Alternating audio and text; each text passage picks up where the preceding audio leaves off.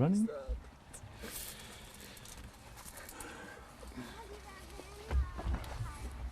All right, Nick. All right. How old are you? I'm 22. Ah, you're 22 too.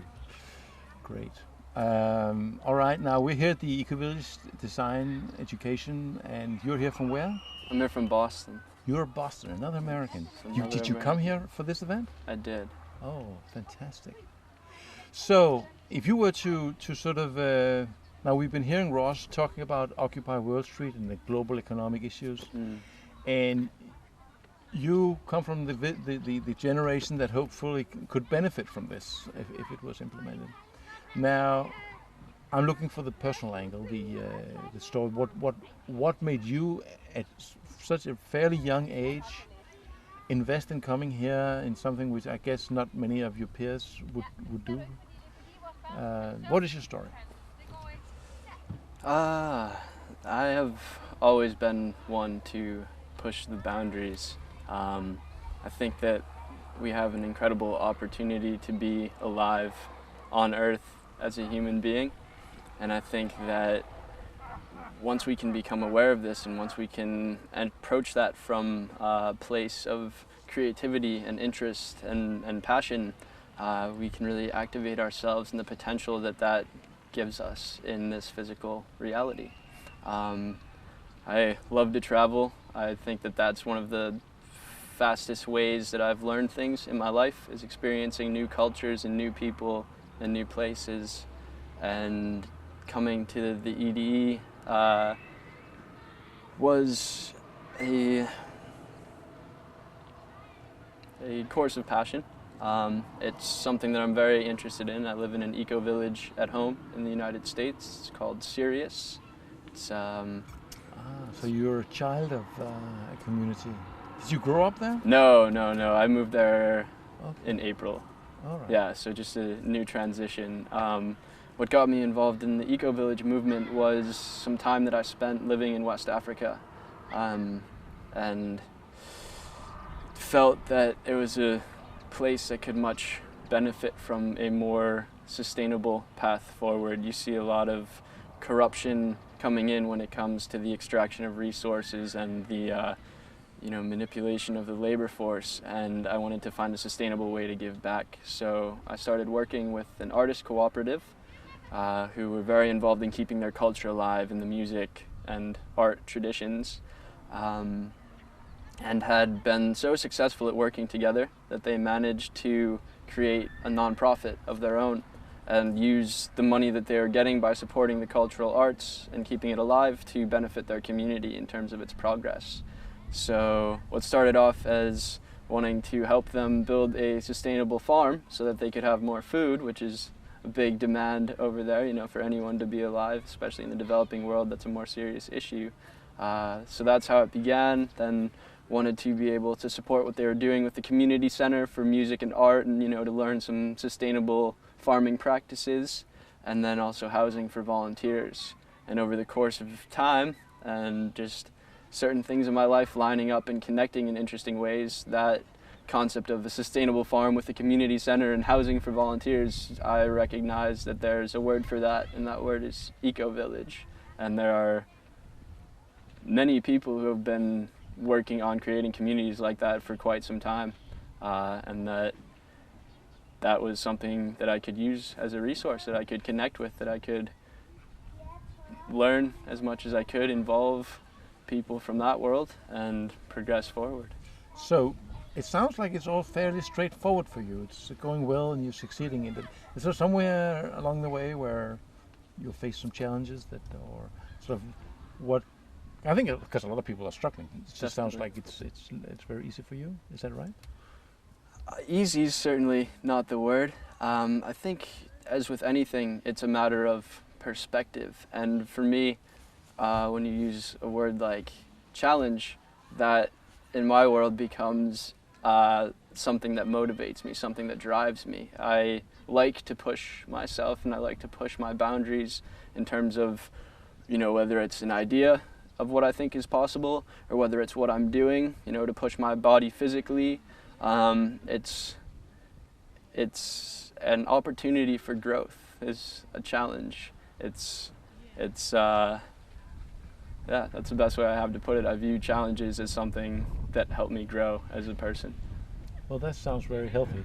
And so if we relate it to this today, this we have the global perspective here. We have your life, your beginning career. So how do they link? Where do you see yourself in 10 years?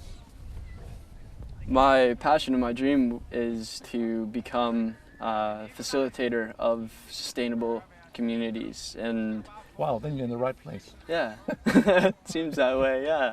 I think that there are a lot of people who understand these concepts of oneness, of the necessity of working together to accomplish things, of wanting to live their passions in their actions, of, you know, recognizing that we are born of the earth, that we are a part of that system, not just something that we are meant to walk about and use as we see fit, but something that we can learn from and work with. I think that there are a lot of people that understand that, but I think that there are a lot of people who struggle with seeing how to do that.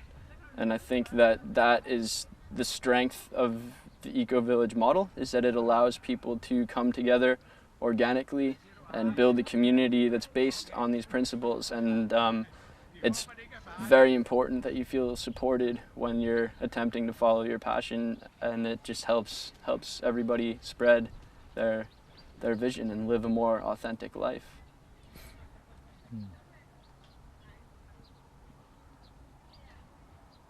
Is that what you were?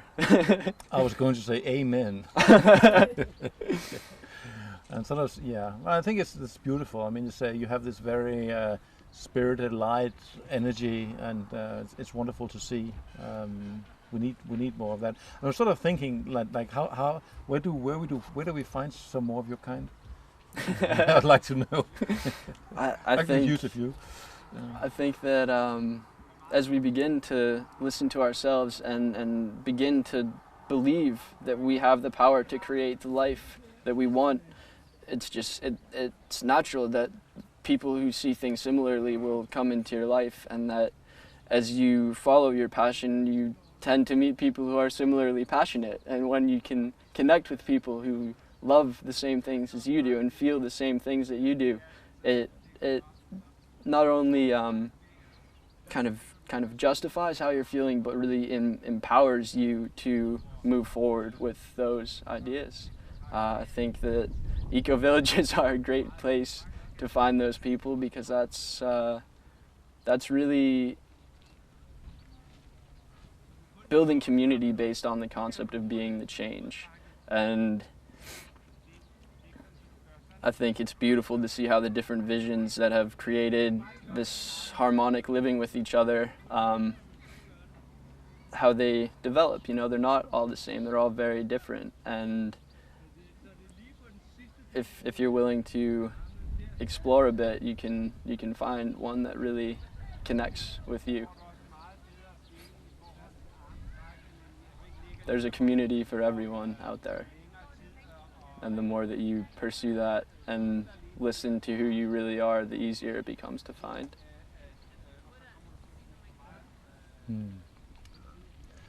Sounds very comforting. It is. We are all here in this together. And that's something that's important to remember, and it's important to spread the message of, you know, everybody is connected and everybody is loved and nobody is ever alone, and we are all infinitely powerful. And if we use that power for good, for creating the kind of change that is necessary and creating the kind of community and the kind of love that is necessary, then, you know, the possibilities are endless. And this beautiful playground that we have on Earth, as a physical being here that's alive and aware of being alive, we can really harness that energy and yeah, do the most beautiful things we can imagine. Oh my God! Did your parents teach you anything of this, or did you just come from within? I'm curious, because you sound so I don't know what you say in English the word is, but sort of clear with yourself about a lot of things. There's a word for it, I don't remember. So, but so how did you arrive at that? For me, it's been a very organic process. I can't say that I had a moment where I woke up. It was really a process of my entire life. My parents are very creative and very culturally inclined. They brought me up traveling to different places and taught me how important it is to try to connect with people despite barriers, you know, which may be language, which may be location, and to be inquisitive. And they also taught me that you are responsible. End of story. You are responsible for what you create, whether it is beautiful or whether it is destructive. And when you can fully live in that and know that you are the creator, when you have that empowerment from your parents, which I think is rare, especially in my country in this day, parents tend to want to shelter their children and protect them and, you know, tell them what to do and guide them and bounce off the negative energies that may be coming towards them and protect them from their own actions. I think that's really disempowering. Sounds like you've got some wise parents. They are, yeah. All right, I think we are almost at a wrap. Unless you have something, do you have something you've not addressed that you feel you'd like to share before we conclude for today? I think the real message here is that you need to believe in yourself, and though you may not be perfect and you know may think that you need to work on yourself until you know exactly what you want, I think while that awareness is important, it's also important to realize that no one is perfect and that everybody has a message, and there's somebody out there that needs to hear what you have to say in the form that you can represent it at this time. If you wait until it's perfect, you're never going to get started.